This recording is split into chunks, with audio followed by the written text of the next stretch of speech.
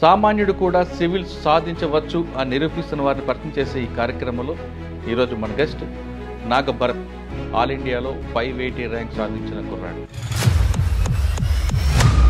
నాగ భరత్కి ఈ ఆలోచన ఎందుకు వచ్చింది? వచ్చిన తర్వాత మీరు ఫస్ట్ అటెంప్ట్లో కాదు, దాదాపు 7 అటెంప్ట్లు కంప్లీట్ చేసిన తర్వాత చేశారు. చిన్నప్పటి నుంచి మా ఫాదర్ ఎలా అంటే గవర్నమెంట్ ఎంప్లాయీస్కి జనరల్గా ఇంటర్వ్యూకి వెళ్ళే ముందు ఇంకా మీకున్న ఫీలింగ్స్ ఏంటి? మన ముందు వెళ్ళిన అబ్బాయి లోపల ఇస్తుంటాడు ఇంటర్వ్యూ. లోపల వెళ్ళగానే అసలు అడుగుందండి వాతావరణం. వెళ్ళగానే ఆయన అడిగిన ప్రశ్న ఏంటంటే, నీకు మ్యూజిక్ వినిపిస్తుందా అని అడిగారు. చుట్టుపక్కల సొసైటీ రకరకాల వ్యక్తులు మాట్లాడేసరికి వాళ్ళకి మైండ్ అదొక పెళ్ళి, అబ్బాయి పెళ్లి చేయాలి, ఇవన్నీ వస్తుంటాయి కాబట్టి ఆ పైన వాళ్ళకే అది నిజం సార్. ఎందుకంటే సార్ ప్రిపరేషన్లో ఒక ఆస్పిరెంట్కి రెస్పెక్ట్ లేదు. ఫస్ట్ అటెంప్ట్ ప్రిలిమ్స్ పాస్ అయ్యారా? నిజం చెప్పాలంటే నాకు ఈ ఎగ్జామ్ ప్రిపేర్ అవ్వాలి, తర్వాత ర్యాంక్ కొట్టాలి అనేది మనసులో ఉన్నప్పటికీ, అంటే ఇప్పుడు నెక్స్ట్ జనరేషన్ కూడా రాసేటప్పుడు చదవాలి తప్ప వేరే గురించి ఆలోచించకూడదు. భయం అనేది ఉండకుండా చదవాలి. నేను అది జరిగినప్పుడు సార్ 0.17తో పోయినప్పుడు ఆలోచించాను సార్, నిజంగా లక్ అనేది ఫ్యాక్టరా అనేసి. ఒకవేళ ర్యాంక్ వచ్చిందంటే ఇంకా మీరు దేవుడు, సూర్యుడు, వీరుడు, వీడు మావాడు. ఇప్పుడు వస్తున్న జనరేషన్ యాస్పిరెంట్స్ అందరికీ మీరు ఇచ్చే మెసేజ్ ఏంటి? మనం ఎంత పేషెంట్గా ఉన్నా, ఎంత హార్డ్ వర్కింగ్ చేస్తున్నా రిజల్ట్ అనేది ఆటోమేటిక్గా రాదు సార్. సాధారణంగా అందులో కూడా కొంతమంది ఎక్కువగా చైల్డ్ సైకాలజీ చూస్తుంటారు, పిల్లల్లో మార్పు తేవాలి అనే విషయాన్ని. కొంతమంది క్రిమినల్ సైకాలజీ చూస్తారు. అంటే మీకు బాగా కనెక్ట్ అయ్యేది ఏంటి సార్? నాకు బాగా కనెక్ట్ అయిన సైకలాజికల్ ఆస్పెక్ట్ ఏంటంటే సార్,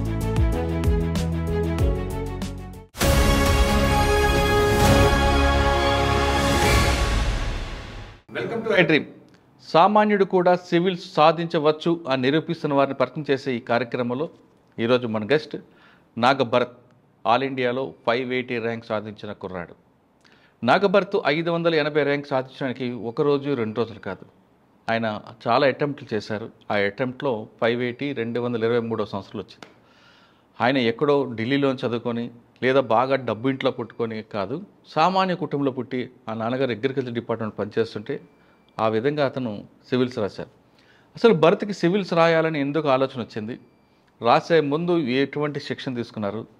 అటెంప్ట్ ఫెయిల్ అవుతున్నప్పుడు అతనిలో ఏ విధంగా నిరాశ వచ్చింది? ఆ ఒత్తిడిని తగ్గించుకోవడానికి ఏం చేశారు అనే విషయాల్ని భరత్ నాటి తెలుసుకుంది. భరత్ నమస్తే, కంగ్రాట్స్. Thank you sir. చూడడానికి చిన్న అబ్బాయిలో ఉన్నావు కానీ మీరు 580 రావడం అనేది great. First congrats. Thank you sir. Thank you గారు. సాధారణంగా చెప్పండి, ప్రతి ఒక్కరికి ఒక గోల్ ఉంటుంది. అందరికీ కూడా సివిల్ రాయాలి, ఒక కలెక్టర్ అవ్వాలి, ఒక ఐపీఎస్ అవ్వాలి, ఐఆర్ఎస్ అవ్వాలి, సొసైటీకి సేవ చేయాలి అనే ఫీలింగ్స్ అందరికీ వస్తాయి. ఎందుకంటే వాళ్ళ కళ్ళ ముందు అదే టాప్ పోస్ట్ కాబట్టి. పాలసీ మ్యాటర్లో ఐఏఎస్ ఉంటారు, లా అండ్ ఆర్డర్ విషయంలో ఐపీఎస్ కనిపిస్తుంటారు కాబట్టి ఈ రెండు మీద ఎక్కువగా అందరికీ, ప్రతి ఒక్క వ్యక్తికి, అంటే మీలాంటి కుర్రాళ్ళు కదా, చాలామంది కుర్రాళ్ళకి అందరికీ అదొక గోల్, అదొక డ్రీమ్. కానీ అందరూ దాన్ని సక్సెస్ అవ్వడానికి ప్రయత్నిస్తుంటారు, కొంత ఫెయిల్ అవుతుంటారు. నాగ భరత్కి ఈ ఆలోచన ఎందుకు వచ్చింది? వచ్చిన తర్వాత మీరు ఫస్ట్ అటెంప్ట్లో కాదు, దాదాపు 7 అటెంప్ట్లు కంప్లీట్ చేసిన తర్వాత చేశారు. ప్రతి అటెంప్ట్ మీకు ఒక యజ్ఞం. అది చదివిన తర్వాత ఆ ఒత్తిడిని ఎలా కంట్రోల్ చేసుకున్నారు? ఆప్షన్ ఏం తీసుకున్నారు? ఈ ప్రశ్నలకు సమాధానం చెప్పే ముందు నాగ భరత్ ఫ్యామిలీ బ్యాక్గ్రౌండ్ ఏంటి ఒకసారి? సార్, నా పేరు మర్రిపాటి నాగ భరత్. మా నాన్నగారు మర్రిపాటి నాగరాజు గారు. ఆయన assistant director of agriculture Badvel డివిజన్లో ఆయన వర్క్ చేస్తున్నారు సార్. మా మదరు మర్రిపాటి సునంద గారు. ఆవిడ 2013వ సంవత్సరం చనిపోయారు. మా చెల్లి పేరు సునంద. ఆవిడ 2013లో చనిపోయారు సార్. తర్వాత మా ఫాదర్ మళ్ళీ ఇంకొక వివాహం చేసుకోవడం. తర్వాత మా పిన్నతల్లి గారు, ఆవిడ మా అమ్మ లాగా, అంటే అంతే అండి. అంటే మాకు మదర్ లేని లోటు అనేది ఇప్పుడు మాకు చాలా మంది తల్లులు స్టెప్ మదర్ చాలా బాగా చూడరు అనే ఒక అపవాదాన్ని ఆవిడ మొత్తం తుడిచిపెట్టేశారు. అయితే అవును సార్, గొప్ప విషయం ఆవిడకి కూడా. అవును సార్. తర్వాత నాకు 2 చెల్లెళ్ళు. ఒకరికి పెద్ద ఆవిడకి మ్యారేజ్ అయిపోయింది. తర్వాత చిన్న చెల్లెలు 8 ఏళ్ళు అనమాట. సో ఇది మా ఫ్యామిలీ బ్యాక్గ్రౌండ్. తర్వాత నా ఎడ్యుకేషనల్ బ్యాక్గ్రౌండ్కి వస్తే సార్, నేను చిన్నప్పటి నుంచి ఒక 12th క్లాస్ వరకు నేను ఇక్కడ కడపలోనే చదివాను సార్. నారాయణ కాలేజ్లో నేను ఇంటర్మీడియట్ చేశాను. తర్వాత ఐఐటి ఖరగ్పూర్లో బీటెక్ అండ్ ఎంటెక్ చేశాను సార్. అప్పుడు నాకు ఎలక్ట్రానిక్స్ కమ్యూనికేషన్ ఇంజనీరింగ్లో నాది బీటెక్ ఎంటెక్ కంప్లీట్ అయిపోయి ఖరగ్పూర్లో. అప్పటి నుంచి నేను ఇంకా జాబ్ వచ్చింది సార్, కాకపోతే తీసుకోలేదు. అక్కడ ప్లేస్మెంట్ ఏమొచ్చింది మీకు? ప్లేస్మెంట్ సాఫ్ట్వేర్ ఇంజనీర్ సార్ అక్కడ జనరల్గా వచ్చేది. సో కాకపోతే అది ఒక 3 months లేట్ అవుతుంది అని చెప్పారనమాట, అది జాబ్ స్టార్ట్ అవ్వడం. మా ఫ్రెండ్స్ ఎక్కువగా ఈ ఫీల్డ్లో ఉన్నారు సార్, అంటే ఈ సివిల్ సర్వీసెస్ ఎగ్జామ్ ప్రిపరేషన్లో ఉన్నారు ఆల్రెడీ. నేను ఎంటెక్ చేయడం వల్ల నేను 1 year లేట్గా వచ్చాను అనమాట. నాది dual degree course, BTech plus MTech in 5 years అనమాట. అంటే మీ ఆలోచన ఖరగ్పూర్ ఐఐటీలో పడింది? Correct sir. అంటే చిన్నప్పటి నుంచి మా ఫాదర్ ఎలా అంటే గవర్నమెంట్ ఎంప్లాయీస్కి జనరల్గా వాళ్ళు ప్రతిరోజు వాళ్ళు కలెక్టర్ని చూడడము, వాళ్ళ హోదా లేదంటే వాళ్ళు సమాజానికి ఎంత చేయగలుగుతారు అనేది చూడడం వల్ల మా ఫాదర్ నాకు చాలా స్టోరీస్ చెప్పేవాళ్ళు సార్. అంటే ఇప్పుడు జయేష్ రంజన్ గారు లేదంటే స్మితా సబర్వాల్ గారు ఇట్లా ఐఏఎస్ ఆఫీసర్స్ వాళ్ళతో మీట్ అయినప్పుడు ఆ స్టోరీస్ అన్నీ మాకు చాలా ఎంతూజియాస్టిక్గా చెప్పేవాళ్ళు అనమాట. చెప్పినప్పుడు మాకేమనిపించేదంటే ఇది చాలా గొప్ప అవకాశము అనే ఒక భావన అయితే ఉండింది సార్. కాకపోతే నాకు ఎప్పుడైతే ఇంజనీరింగ్ తీసుకున్నానో ఆ ఫీల్డ్కి దూరంగా వెళ్ళిపోవడం వల్ల నాకు దాని పట్ల అది మంచి అభిప్రాయం ఉన్నా కానీ అంత ఆసక్తి లేకుండే సార్. కాకపోతే ఎప్పుడైతే మా ఫ్రెండ్స్ వాళ్ళందరూ జాయిన్ అయినప్పుడు, ఈ ప్రిపరేషన్ చేస్తున్నప్పుడు, వాళ్ళతో నేను మాట్లాడుతున్నప్పుడు వాళ్ళు చదువుతున్న విధానము లేదంటే వాళ్ళు చదువుతున్న సబ్జెక్ట్స్ అవన్నీ నాకు చాలా ఇంట్రెస్టింగ్ అనిపించింది సార్. తర్వాత నా ఫ్రెండ్ చైతన్య అనేసి ఆ అబ్బాయి కూడా ఈ ప్రిపరేషన్ స్టార్ట్ చేశాడు అనమాట. అతను చెప్పాడు సార్, ఇది మా ఫ్రెండ్స్లో చాలామంది కంటే నీకు ఇది చాలా యాప్ట్గా సరిపోతుంది. ఎందుకంటే నేను అప్పుడప్పుడు డిస్కస్ చేస్తున్నాను సోషో పొలిటికల్ ఆస్పెక్ట్స్ లాంటివి. ఆ సబ్జెక్ట్స్ డిస్కస్ చేస్తున్నప్పుడు నాలో కొంత ఇంట్రెస్ట్ ఉంది, ప్లస్ నేను దానికి సూట్ అవుతానని తను చెప్పడం. సో ఈ జాబ్ కూడా ఎలాగో 2-3 months లేట్ అవుతుంది అనేసి నేను 1 year తర్వాత అయినా మళ్ళీ ప్రిపరేషన్ స్టార్ట్ చేయాల్సి వస్తుందేమో, ముందే చేసేద్దాం అనేసి ఇంకా జాబ్ కూడా తీసుకోకుండా జాయిన్ అయిపోయాను. ఏ సంవత్సరం స్టార్ట్ చేస్తారు మీరు? నేను 2016 ఎండింగ్లో స్టార్ట్ చేశాను సార్. ఓకే, ఒకసారి వెనక్కి వెళ్దాం. Okay sir. ఖరగ్పూర్ ఐఐటి, ఆ వాతావరణం ఎలా ఉంది? ఎందుకు ఎక్కువ మంది తెలుగు వాళ్ళే కనిపిస్తుంటారు ఖరగ్పూర్లో? అంటే సార్ ఖరగ్పూర్ ఇన్స్టిట్యూట్ లోపలే కాదు సార్, స్టూడెంట్సే కాదు, ఈవెన్ ఖరగ్పూర్ అనే ఒక ఊర్లో కూడా ఎక్కువ శాతం మన తెలుగు వాళ్ళు ఉన్నారు సార్. ఆల్మోస్ట్ 50% ఉంటారు తెలుగు వాళ్ళు, 70% అని కూడా చెప్పవచ్చు. ఎందుకంటే అక్కడ రైల్వే ఎంప్లాయీస్ వాళ్ళు ఎక్కువ సెటిల్ అయిపోయి ఆ జంక్షన్ చాలా పెద్ద జంక్షన్. సో అలాంటి ఒక ఎన్విరాన్మెంట్ యాక్చువల్లీ అక్కడ తెలుగులో మాట్లాడితే కూడా చాలా మందికి అర్థమైపోతుంది అనమాట. సో అటువంటి సిచ్యువేషన్లో మేము అంటే నేను చిన్నప్పటి నుంచి కడపలో చదువుకోవడము, ప్రతి క్లాస్లో నేను టాపర్ సార్. అది గర్వంగా చెప్పుకోవట్లేదు అది కాకపోతే వన్స్ నేను ఐఐటికి వెళ్ళగానే నాకు బాగా గుర్తు, మన ఫస్ట్ క్లాసే ఇంజనీరింగ్ డ్రాయింగ్ అనమాట. ఆ డోర్ ఓపెన్ చేసినప్పుడు ఇక్కడి నుంచి చూస్తే ఆ ఎండ్ అనేది కనిపించలేదు సార్, అంత పెద్దగా ఉంది క్లాస్ రూమ్. అది చూసిన తర్వాత నాకు మనం వేరే వరల్డ్కి వచ్చేసాము, ఇంకా మా చిన్న ఊరు అనేది కాదు, చాలా పెద్ద ప్రపంచం. కడప నుంచి ఖరగ్పూర్ వెళ్ళారు, కార్ నుంచి కొత్తగా వచ్చారు. ఖరగ్పూర్లో అవును సార్, మీరు బయట తిరిగారా? అక్కడ నింపూరా, గోలీ బజార్ లాంటి ఏరియాలు ఉంటాయి. అవును సార్. అవును సార్. అంటే బయట ఏంటంటే సార్ అక్కడే ఖరగ్పూర్ నుంచి వచ్చిన విద్యార్థులు కొంతమంది ఉంటారు సార్. అలాంటి ఫ్రెండ్స్ ఉండడం వల్ల నేను అక్కడ కొంచెం, అక్కడ దసరా పండుగ కూడా బాగా చేస్తారు, చాలా అద్భుతంగా చేస్తారు సార్. దసరా పండుగ బాగా చేస్తారు. అప్పుడు ఏంటంటే ప్రతి ఒక్క 10 మీటర్స్కి ఒక పండలు ఉంటుంది. అవును, చాలా అద్భుతంగా చేస్తారు. ఈవెన్ యాక్చువల్ చెప్పాలంటే ఎకానమీలో కూడా, బెంగాల్ ఎకానమీలో 10% ఆఫ్ ది ఎకానమీ ఆ ఫెస్టివల్ చుట్టూ తిరుగుతుంది అనేసి చెప్తారు. కరెక్ట్. యా. సో అంటే ఖరగ్పూర్ విలేజ్ గురించి మీరు స్టడీ చేశారు. అక్కడ రౌడీ కూడా ఒక తెలుగు అని ఉంటాడు. నాకు అంత స్పెసిఫిక్గా తెలియదు సార్, కాకపోతే అక్కడ కల్చర్, అక్కడి మనుషులు, అక్కడి పరిసరాలు, తర్వాత కొన్ని ప్లేసెస్ అవి కొంత నేను తిరగడం జరిగింది సార్. అక్కడ బీజం పడింది సివిల్స్ చేయాలని. ఆప్షన్ ఏం తీసుకున్నారు సార్? ఆప్షనల్ కూడా, దానికి కూడా మా ఖరగ్పూర్ కాలేజ్ అనేదే బీజం సార్. అక్కడ ఆప్షనల్ సబ్జెక్ట్స్ అన్నీ ఉంటాయి. మేము ఇంజనీరింగ్ చదువుతున్నా కానీ హ్యుమానిటీస్ అనేవి చాలా ఇంపార్టెంట్ సబ్జెక్ట్స్ సార్ అక్కడ. దాన్ని బ్రెడ్త్ కోర్సెస్ అంటారు. అందులో నాకు కోయిన్సిడెంటల్గా సైకాలజీ అనేది నాకు ఫస్ట్ టైం నేను పెట్టినప్పుడు ఆప్షన్స్, అది కోయిన్సిడెంటల్గా వచ్చింది. ఒకసారి ఆ ఇంట్రడక్షన్ టు సైకాలజీ కోర్స్ తీసుకున్న తర్వాత నాకు దాని మీద విపరీతమైన ఆసక్తి వచ్చిందనమాట. సో యాక్చువల్ దానికి సైకాలజీలో కూడా ఒక రీజన్ ఉంది. అప్పుడు నేను కొంత ఇంట్రోవర్ట్గా ఉండేవాడిని అనమాట. ఇంట్రోవర్ట్గా ఉండేవాళ్ళు వాళ్ళు స్వయంగా వాళ్ళ గురించి ఆలోచించడం, వాళ్ళ ఆలోచనల గురించి వాళ్ళు ఆలోచించడం, దీనివల్ల వాళ్ళకి సైకాలజీ అనే దాని పట్ల బెంట్ ఆఫ్ మైండ్ ఉంటుంది అనమాట.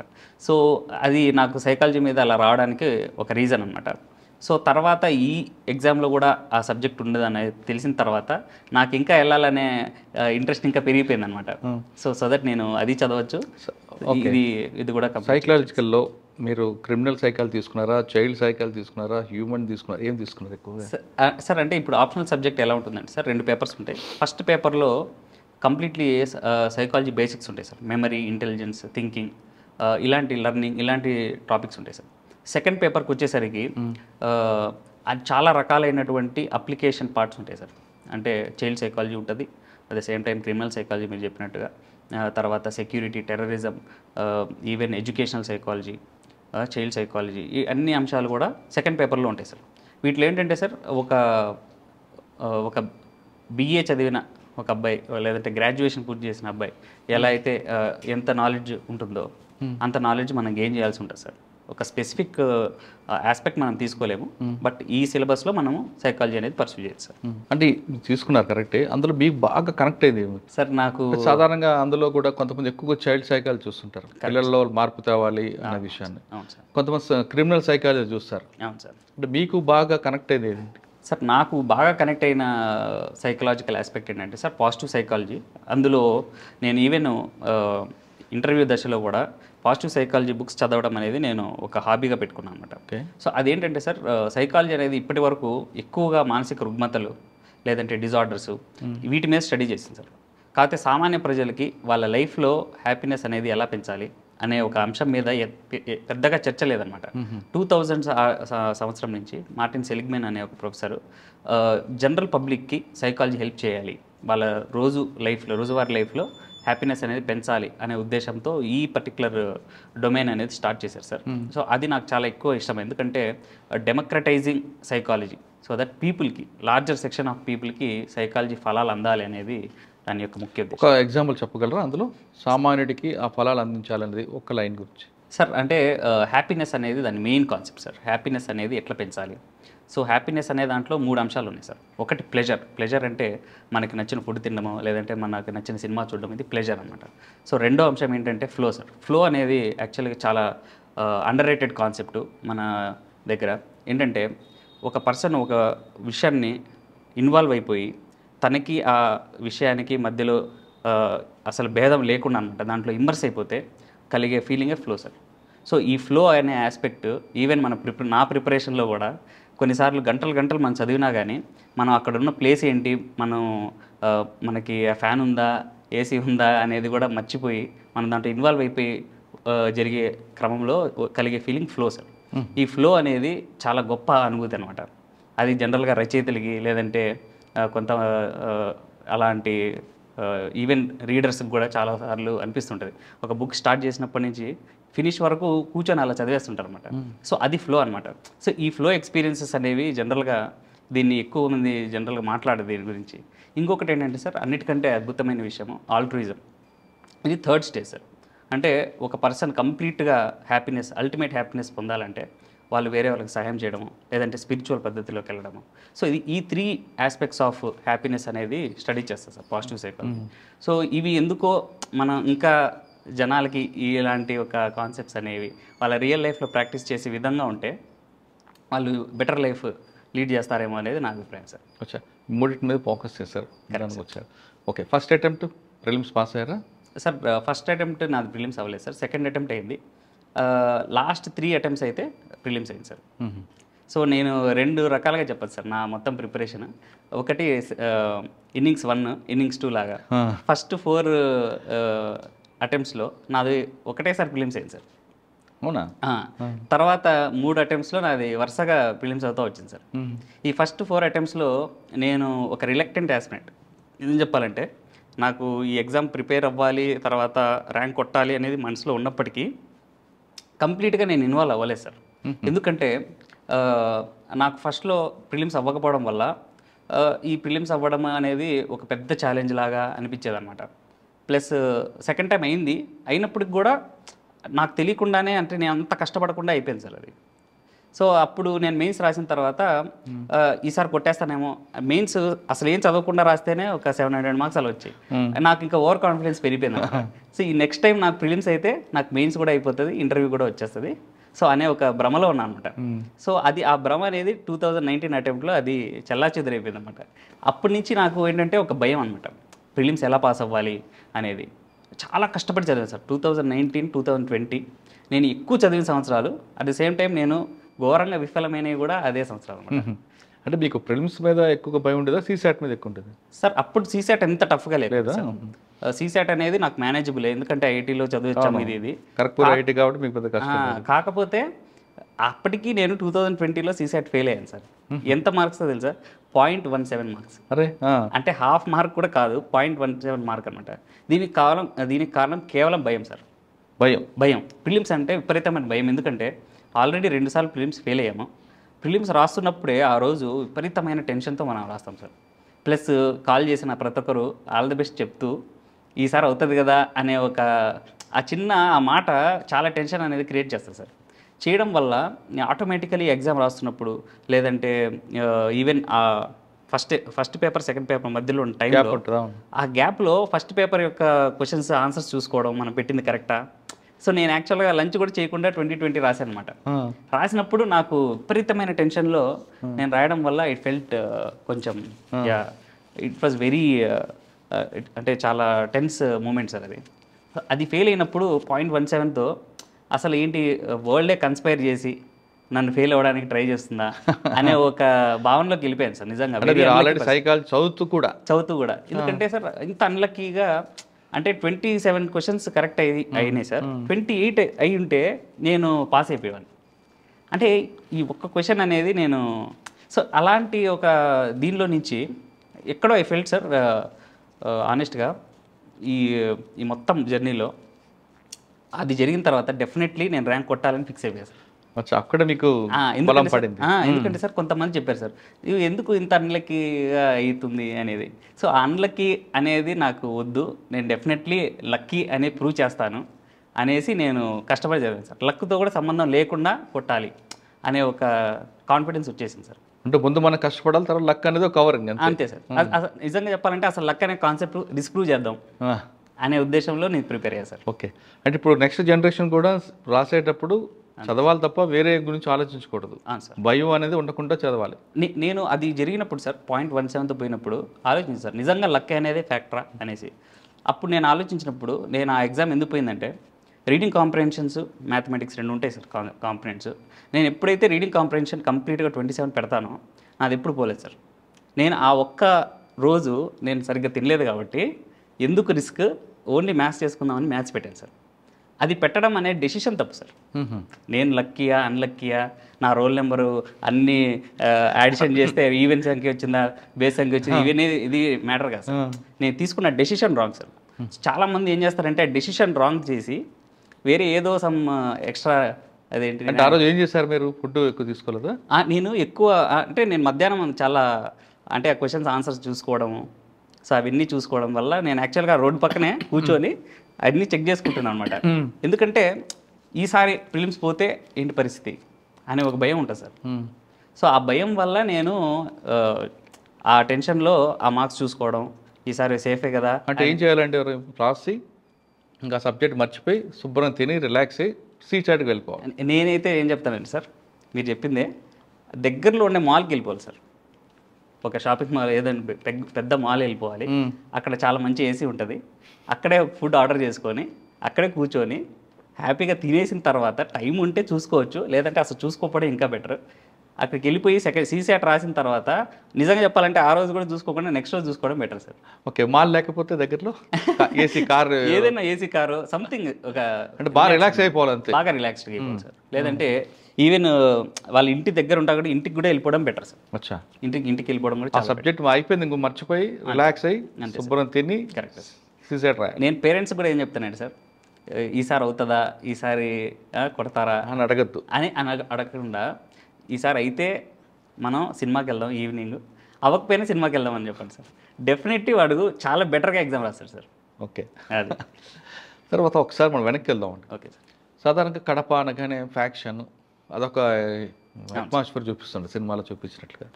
అటువంటి ఏరియా నుంచి వచ్చిన వాళ్ళందరూ కూడా ఆల్మోస్ట్ అందరూ బాగున్నారు, కానీ సివిల్స్ రాసే వాళ్ళు కూడా ఉన్నారు కాదనట్లేదు. మీలాంటి వాళ్ళు లేదా శ్రీనివాసులు గారు వీళ్ళందరూ కూడా ర్యాంకులు సాధించారు. కరెక్ట్. మీకు ఆ ఫీలింగ్స్ ఆ షాడో పడకుండా మీ నాన్నగారు ఎలా కాపాడారు? మీ చుట్టూ ఉన్న బుద్వేల్ అనే ఏరియా కొంచెం ఫ్యాక్షన్ ఉంటుంది, కానీ అసలు అటువైపు వెళ్ళకుండా ఎలా తీసుకొచ్చారు మీ నాన్నగారు? సార్ జనరల్గా కడప అనగానే ఒక రాంగ్ ఒపీనియన్ సార్. యాక్చువల్లీ నేను చూసిన దాంట్లో కడప అనేది మోస్ట్ పీస్ఫుల్ సిటీ నేను ఉన్నంత వరకు. ఎందుకంటే క్రైమ్ ఇలాంటివి జరగడం ప్రతి ఊర్లో జరుగుతుంటాయి, కాకపోతే కడప అనే దాని యొక్క హిస్టారికల్ బ్యాక్గ్రౌండ్ అలాంటిది ఏదైనా తీసుకుంటే ఫ్యాక్షనిజం ఉండుండొచ్చు. కాకపోతే నేను పెరిగిన వాతావరణంలో నేను అది పెద్దగా ఎప్పుడు చూడలేదు సార్. ఈవెన్ కానీ మీరు పెరిగిన వాతావరణం కాకపోయినా కడప కుర్రాడు అనగానే ఒక భయం అనేది క్రియేట్ ఒక అవుతుంది. ఇంప్రెషన్ ఉంటుంది సార్. మీరు బాంబులు తీసుకొచ్చారా, జనరల్గా మీరు ఎప్పుడైనా బాంబులు చూసారా అని అడుగుతుంటారు జనరల్గా ఫ్రెండ్స్. కాకపోతే నేను అలాంటి ఎప్పుడు చూడలేదు. వాళ్ళకి ఆ ఇంప్రెషన్ పాసిబుల్లీ మూవీస్ వల్ల వచ్చుండొచ్చు. At the same time Kadapa చరిత్ర తీసుకుంటే ఎన్నో గొప్ప గొప్ప సంస్కర్తలు కానీ, తర్వాత రచయితలు కానీ, వేమన దగ్గర నుంచి వీరబ్రహ్మేంద్ర స్వామి వరకు అందరూ కూడా చాలా గొప్ప వాళ్ళు ఉన్నారు. ఈవెన్ పొలిటీషియన్స్లో కూడా చాలా గ్రేట్ పీపుల్ ఉన్నారు. సో ఈ రకంగా తీసుకుంటే నాకు ఎప్పుడు కడప అనేది చాలా రాంగ్గా ప్రొజెక్ట్ అయిందేమో అనే ఒక ఫీలింగ్ ఉంటుంది సార్. అక్కడ సాయిల్ కూడా డిఫరెంట్ సాయిల్స్ ఉంటాయి కదండి. అవును సార్, అవును సార్. బ్లాక్ సాయిల్ ఉంటుంది, రెడ్ సాయిల్ ఉంటుంది. ఈవెన్ చెప్పాలంటే చాలా డైవర్స్ క్రాప్స్ ఉన్నాయి సార్. హార్టికల్చర్ క్రాప్స్ యాక్చువల్లీ మీరు వీరబల్లికి వెళ్తే మ్యాంగో చాలా ఫేమస్ ఉంటుంది సార్. తర్వాత చీనీ, తర్వాత ఇలా మైదుకూరు వస్తే మీరు చెప్పినట్టు లిల్లీస్ ఇవి కమర్షియల్ ఉంటాయి కదా. Yes sir. అంటే కొన్ని అంటే 2 రకాలుగా ఉన్నాయి సార్ కడపలో. ఒకటి కంప్లీట్లీ పెన్నా రివర్ బేసిన్, అక్కడ ఉన్నవి చాలా ఫర్టైల్ ల్యాండ్స్. తర్వాత అక్కడ మంచి ప్రొడక్షన్ అదంతా ఉంటుంది. కొన్ని దగ్గరలో డ్రాట్ ప్రోన్ ఇవి కూడా ఉన్నాయి సార్ మండలాలు. ఆ మండలాలు అంటే కొంచెం వాళ్ళు ఇబ్బంది పడతారు. సరే, మనం మన ప్రొఫెషనల్కి వద్దాం. Okay sir. వచ్చారు, ఫోన్ లాస్ట్ 6th టైమా 7th టైమా? 7th time sir. 7th time రాశారు, ప్రిలిమ్స్ రాశారు, మెయిన్స్ వచ్చింది, ఇంటర్వ్యూకి వెళ్తారు. ఇంటర్వ్యూకి వెళ్ళే ముందు ఇంకా మీకున్న ఫీలింగ్స్ ఏంటి? ఆ రోజు ఎలాగ దీన్ని బయటపడదాం అనిపించింది? ఈ ఇయర్ ఇంటర్వ్యూ యాక్చువల్గా లాస్ట్ ఇయర్ ఇంటర్వ్యూ కూడా ఇచ్చాను సార్. లాస్ట్ ఇయర్ ఇంటర్వ్యూ ఇచ్చిన తర్వాత ఒక డిసప్పాయింట్మెంట్తో వచ్చాను సార్ బయటికి. వస్తున్నప్పుడు కూడా మా పేరెంట్స్ వెయిట్ చేస్తున్నారు ముందర గేట్ దగ్గర. నా ఐస్లో కొంచెం ఒక ఒక లేయర్ అయితే వచ్చేసింది అనమాట. ఎందుకు అనిపించింది, సరిగ్గా చేయలేదేమో, నేను చేయాల్సినంత చేయలేదేమో అని అనిపించింది. అంటే అందులో ఎందుకు ఫెయిల్ అయ్యారు అసలు? అంటే అప్పుడు మెయిన్స్ ఏ ప్రాబ్లం సార్. యాక్చువల్లీ నేను అలా ఫీల్ అయినా ఇంటర్వ్యూలో డీసెంట్ స్కోరే వచ్చినాయి సార్, 165. ఇంకా ఎక్కువ వచ్చుండొచ్చు, బట్ డీసెంట్ స్కోర్ అనమాట. ఈ ఇయర్ అయిన తర్వాత బయటకు రాగానే చాలా హ్యాపీగా బయటకు వచ్చానమాట. ప్లస్ నా సైకాలజీ, నేను ఏదైతే స్ట్రెంగ్స్గా పెట్టానో హాబీస్, వాటి మీద ఎక్కువ క్వశ్చన్స్ రావడము, అవి నాకు చాలా హ్యాపీగా అనిపించింది. కాన్ఫిడెంట్గా ఉన్నాను అనమాట. రిజల్ట్ పాజిటివ్గా వస్తుందేమో అనే కాన్ఫిడెన్స్ వచ్చింది. కాకపోతే ఆ రూమ్కి వెళ్ళే ముందర వాజ్ వెరీ టెన్స్. అంటే అక్కడ ఉన్నప్పుడే నా మైండ్లో ఒక 100 థాట్స్ రన్ అవుతున్నాయి అనమాట. జనరల్గా ఏం చేస్తారంటే మన ముందు వెళ్ళిన అబ్బాయి లోపల ఇస్తుంటాడు ఇంటర్వ్యూ, మనం బయట కూర్చోవాలన్నమాట. ఆ బయట కూర్చునే ఆ సీట్ అనేది హాట్ సీట్ సార్. అంటే అక్కడ కూర్చున్నప్పుడు ఒక 100 థాట్స్ వస్తుంటాయి. ఏం అడుగుతారో, ఏం క్వశ్చన్స్ ఉంటాయో, ఈసారి మనది అవుతుందా లేదా, ఇలా చాలా థాట్స్ ఉంటాయి. అది ఎప్పుడు పిలుస్తారో తెలియదు కాబట్టి ఆ టెన్షన్ అనేది మెయింటైన్ చేసి లోపలికి వెళ్ళే ఆ మూమెంట్ అనేది చాలా టెన్స్ మూమెంట్ సార్. వన్స్ మాట్లాడడం స్టార్ట్ చేసిన తర్వాత మన ఆలోచన ఎప్పుడు క్వశ్చన్ మీదే ఉంటుంది కాబట్టి అప్పుడు పెద్ద మనకి టెన్స్ ఏమనిపించదు సార్. మీరు ఇంటర్వ్యూకి వెళ్ళారు, ఓకే, మీరు బయట కూర్చున్నారు, లోపల ఇంకో వ్యక్తి ఉన్నారు. సార్ ఇక్కడ సీసీ కెమెరాలు ఉంటాయి. అవును సార్. అక్కడ ఎందుకు పెడతారో తెలుసా? అంటే అప్పుడు మన బిహేవియర్ అబ్జర్వ్ చేస్తుండదు సార్. Right, definitely. అంటే మీరు ఎంత టెన్షన్ పడుతున్నారు, మీ యాటిట్యూడ్ ఏంటి, మీ బాడీ లాంగ్వేజ్ ఎలాగుంది, ఇవి కూడా అబ్జర్వ్ చేస్తారనేది వాస్తవానా? అంటే సార్ లోపల ఉండే వాళ్ళకి అప్పుడు ఉన్న టైం పాసిబుల్లీ ఉండకపోవచ్చు. వాళ్ళు బయటకు వచ్చేసిన వెంటనే మనల్ని పిలుస్తారు. ప్లస్ వాళ్ళు కూడా కొంత ప్రిపేర్ అవ్వాలి మన డాఫ్ చూసి. అండ్ దీనికి ఒక టీం ఉంటుంది కదా? దానికి అంటే నాకు తెలిసినంత వరకు, అంటే with my knowledge I think అది ఉందో లేదో తెలియదు సార్. బట్ మీరు చెప్పిన తర్వాత ఆ పాసిబిలిటీ ఉంటుందేమో అని అనిపిస్తుంది సార్. చాలా నేను వెళ్ళలేదు కానీ చాలా మంది చెప్తుంటారు, బయట నుండి అబ్జర్వ్ చేస్తుంటారు. Okay okay. అంటే మన యాటిట్యూడ్ ఏంటి, ఎలా ఫీల్ అవుతున్నాం, నర్వస్ ఫీల్ అవుతున్నావా, లేదు కూల్గా ఉన్నాడా, అది కూడా అబ్జర్వ్ చేస్తారు. మార్కులు వేయరు, కానీ ఒక్కొక్క క్యాండిడేట్ ఇంటర్వ్యూ అంటే ఇంటర్వ్యూ కాదు కదండి యాక్చువల్గా, పర్సనాలిటీ ఇంట్రెస్ట్ కాబట్టి మీ బాడీ లాంగ్వేజ్, అసలు ఈ అబ్బాయి ఒక ఫ్యూచర్లో ఒక ఇన్సిడెంట్ వస్తే ఎలా ఫేస్ చేస్తాడు. అవును సార్. యాక్చువల్లీ మీరు ఇది చెప్పిన తర్వాత నాకు గుర్తొచ్చింది, ఈ ఇయర్ ఇంటర్వ్యూలో యాక్చువల్లీ ఒక చైర్మన్ గారు అడిగిన తర్వాత నెగిటివ్ క్వశ్చన్స్తో స్టార్ట్ చేశారు సార్. నెగిటివ్ క్వశ్చన్ లోపల వెళ్ళగానే అసలు ఎలాగుందండి వాతావరణం? వెళ్ళగానే యాక్చువల్లీ లాస్ట్ ఇయర్ చాలా బ్రైట్ రూమ్ సార్ అది. ఈ ఇయర్ అసలు చాలా డిమ్గా ఉంది సార్. నిజం చెప్పాలంటే లైట్ ఉందా లేదా అన్నట్టుగా ఉంది సార్. అది ఆరెంజ్ లైట్ వేశారు, చాలా దగ్గర కూర్చున్నారు అనమాట. లాస్ట్ ఇయర్ చాలా పెద్ద టేబుల్, చాలా దూరం కూర్చున్నారు. ఇది ఎలా ఉందంటే చాలా మనం క్లోజ్ పీపుల్తో మాట్లాడాలి, నిజం తప్ప ఇంకేం మాట్లాడకూడదు అన్న సిచ్యువేషన్లో ఉంది సార్ టేబుల్. వెళ్ళగానే ఆయన అడిగిన ప్రశ్న ఏంటంటే, నీకు మ్యూజిక్ వినిపిస్తుందా అని అడిగారు సార్. నాకేం వినపట్లేదు సార్ అని చెప్పాను. మ్యూజిక్ నేను ప్లే చేశాను, నువ్వు డిస్టర్బ్ అయితే నేను ఆఫ్ చేసేస్తా అంటే అన్నారు సార్. అనగానే నాకు అసలు మ్యూజిక్ వినపట్లేదు, ఆయన ఎందుకు ఆఫ్ చేస్తారంటున్నారో అసలు నాకైతే వినపట్లేదు సార్ నిజంగా అని చెప్పాను అనమాట. లేదు లేదు నేను ప్లే చేశాను, నీకు కావాలంటే ఆపేస్తాను అన్నారు. ఈ వాల్యూమ్లో ఉంచితే ఓకే సార్ అని చెప్పాను సార్. ఎందుకంటే నాకు తర్వాత నేను ఆలోచిస్తే నేను మైండ్ఫుల్నెస్ మెడిటేషన్ అని పెట్టాను సార్, ఒకటి హాబీ. అంటే ఏంటంటే మన మైండ్ఫుల్నెస్ని ఆయన చెక్ చేస్తున్నారు. నాకు నిజంగా వినిపిస్తుందా వినిపించట్లేదా, నేను ఆ పరిసరాలతో మైండ్ఫుల్గా ఉన్నానా లేదా అనేది టెస్ట్ చేశారు. ఇప్పుడు నిజంగా ఆ ఇన్సిడెంట్ తర్వాత ఇక్కడ కూడా ఒక యూపీఎస్ సౌండ్ వస్తుంది, పాజ్ లాంటిది, నాకు అది కూడా వినిపిస్తుంది సార్. ఆ ఇన్సిడెంట్ తర్వాత పరిసరాలని మనం అబ్జర్వ్ చేయాలి అనేది ఒక మైండ్ సెట్ అనేది స్టార్ట్ అయిపోయింది అనమాట. అలాగే చాలా నెగిటివ్ క్వశ్చన్స్తో స్టార్ట్ చేశారు. మన దేశం అనేది స్కిజోఫ్రీని, ఒక మానసిక రుగ్మత మన దేశంకు ఉందా అనే క్వశ్చన్స్తో స్టార్ట్ చేశారు సార్. నేనంటే లేదు, definitely we are better society, better nation. So ఆ రకంగా నన్ను గ్రిల్ చేయడానికి ట్రై చేశారనమాట. ఒక 7-8 క్వశ్చన్స్ అయిన తర్వాత సెకండ్ అతను తీసుకుని ఆయన కూడా గ్రిల్ చేయడం స్టార్ట్ చేశారు. ఇంకా నాకైతే చాలా, అంటే నేను తీసుకున్న స్టాన్స్ నుంచి నేను ఇప్పుడు పక్కకి వెళ్ళలేదు. థర్డ్ పర్సన్ తీసుకున్న తర్వాత నీకు స్వెట్ వస్తుంది నుదురు మీద, నువ్వు టెన్స్ ఉన్నావా అన్నారు సార్. లేదు సార్, నాకు జనరల్గా కొంత స్వెట్టింగ్ అనేది ఈ లైట్స్ దీనివల్ల నాకు అనిపిస్తుంది అని చెప్పాను సార్. చెప్పిన తర్వాత ఆయన కూడా అన్నారు అనమాట, yeah you look so confident, ఆ స్వెట్టింగ్ అనేది possibly it might be because of the room but not you అనేసి చెప్పారు సార్. సో అలాగా అంటే అలాంటి సిచ్యువేషన్ సార్. అంటే జనరల్గా స్వెట్టింగ్ అలాంటిది ఏదైనా అయినప్పుడు పీపుల్ ప్యానిక్ అయిపోతారు సార్. అంటే ఇంకా ఆయన కూడా అలా ఫీల్ అయ్యారేమో అనేసి. బట్ నేను ఎప్పుడు మధ్యలో కూడా ఎక్కడ కూడా కాన్ఫిడెన్స్ లూజ్ అయినట్టు లేదంటే మాటల్లో కూడా అలా ఎప్పుడు చూపించలేదు సార్. ఓకే, మీరు బోర్డుకి వెళ్ళిన తర్వాత చైర్మన్కి ఐ కాంటాక్ట్ ఉన్నారా, లేదు మెంబర్స్ కూడా ఐ కాంటాక్ట్ ఇచ్చారా? నేను ఎప్పుడైనా ఒకటే సార్, ఇప్పుడు ఎవరితో అయితే మాట్లాడుతున్నామో వాళ్ళతోనే ఐ కాంటాక్ట్ ఇస్తాను సార్. ఇన్ కేస్ నాకు ఆ క్వశ్చన్ చాలా సింపుల్గా అనిపించినప్పుడు అప్పుడు మనకి హెడ్ మూమెంట్ చేసే ఒక అటెన్షన్ స్పాన్ ఏదైతే ఉంటుంది సార్. సో ఆ టైంలో నేను కొంచెం చూడగలుగుతాను, కానీ లేదంటే కొంత ఆర్టిఫిషియల్గా కూడా అనిపిస్తుంది సార్. అందరినీ ఇలా చూసుకుంటూ మాట్లాడితే కూడా అది ఎందుకు ఆర్గానిక్గా అనిపించదు నాకు. ఇన్ కేస్ ఏదైనా ఇంట్రొడక్షన్ లాంటిది అది అందరికి ఇవ్వాలంటే అప్పుడు చూడదు సార్. క్వశ్చన్ అడిగిన పర్సన్ని చూడడం అనేది ఐ ప్రిఫర్. ఎంత టైం పట్టిందండి మీది? 30 minutes అయినా? అంటే నాకు మొత్తం 34 క్వశ్చన్లు అడిగారు సార్. ఒక 30+ minutes, 32 minutes అట్లా పట్టుకుంటా సార్. తర్వాత బయటకు వచ్చినప్పుడు ఏం చేశారు? బయటకు వచ్చినప్పుడు నేను చాలా హ్యాపీగా ఉన్నాను సార్. ఎందుకంటే ఆయన లాస్ట్లో ఒక జోక్ చెప్పమని అడిగారు సార్. ఒక జోక్ చెప్పమని అడిగారు కాబట్టి అందరు చెప్పిన తర్వాత అందరు నవ్వుతున్నారు కాబట్టి సో నేను హ్యాపీగా బయటకు వచ్చాను అనమాట. నా తర్వాత వెయిట్ చేస్తున్న అబ్బాయి నాకు తెలిసిన అబ్బాయి అనమాట. అన్న నువ్వు ఇంత హ్యాపీగా మీరు ఏం జోక్ చెప్పారు అది చెప్పలేదు మీరు? అంటే సార్ అది మా ఫాదర్ ఈసారి నాకు ర్యాంక్ వస్తుంది అనేసి చెప్పారు సార్ ఆ రోజు మార్నింగ్. ఎందుకు డాడీ నీకు ఎందుకు అనిపిస్తుంది అలాగా అని అడిగింది సార్. అడిగితే లేదు లాస్ట్ టైం మనం ఆంధ్రభవన్లో ఉన్నాము, ఎందుకు అది మనకు వచ్చి రాలేదు, ఈసారి మనం వేరే హోటల్లో ఉన్నాం కదా, ఈసారి నీకు డెఫినెట్గా వస్తాను. నేను ఇంత చదివింది అదంతా పక్కన పెట్టేసి ఏదో ఆంధ్రభవన్లోనూ ఉన్నాము లేదంటే హోటల్లో ఉన్నామని చెప్తున్నాము అంటే వాసులు గీసులు. సో ఆ రకంగా నాకు కొంత అది నేను వాళ్ళకి చెప్పేసరికి వాళ్ళు కూడా నవ్వారు అన్నమాట. అంటే ఆ ఫీలింగ్స్తో బయటకు వచ్చారు. ఆ ఫీలింగ్తో రాగానే మీ నెక్స్ట్ టైం కూడా అవును సార్ హ్యాపీ బాస్ అన్నాడు. మా ఫాదర్ చూసి యాక్చువల్గా చాలా మా ఫాదర్కి ఏంటంటే కంగారు, ఏంటి స్వెట్టింగ్ అయిందంటారు ఇలాగా అనేసి ఆయన రిజల్ట్ వచ్చేంత వరకు ఆయన కొంత టెన్షన్ ఉంది సార్. నేను చెప్పాను సార్ మా ఫాదర్కి చాలాసార్లు చెప్పాను, ఈసారి మనకు వస్తుంది నువ్వు కొంచెం. మా ఫాదర్కి ఏంటంటే సార్ కొంచెం కీడించి మేలించాలి అనేది ఎప్పుడు కూడా అది ఉంటుంది సార్. ప్లస్ నేను కూడా అంత కాన్ఫిడెంట్గా చెప్పే వ్యక్తిని కాదనమాట. ఈసారి బద్దలు కొట్టేస్తాం, ఈసారి చంపేస్తాం అలాంటివి చెప్పాను సార్ జనరల్గా. దానివల్ల మా ఫాదర్కి ఇప్పుడు ఒక అసంతృప్తి అనమాట, నువ్వు ఎందుకు చెప్పు, నీకు ఇంత బాగా రాశానని అసలు ఎప్పుడు చెప్పవే అనేసి.